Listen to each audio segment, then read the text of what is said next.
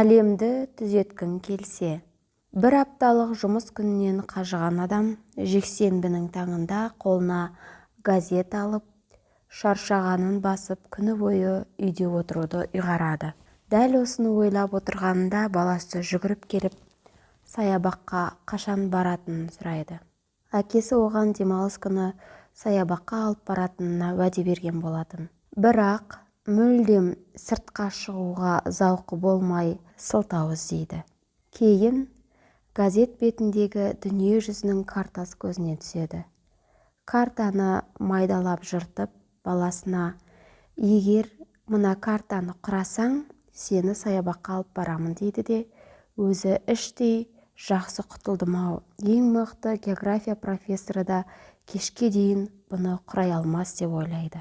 Арада 10 минут уақыт өтісімен-ақ баласы жүгіріп келіп: әке, картаны түзедім, енді барсақ болады ма дейді.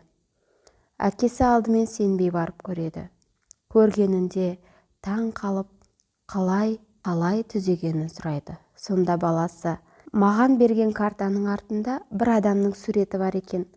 Адамды түзеткен кезімде бүкіл дүние жүзі түзеліп шыға келді деп жымиыпты.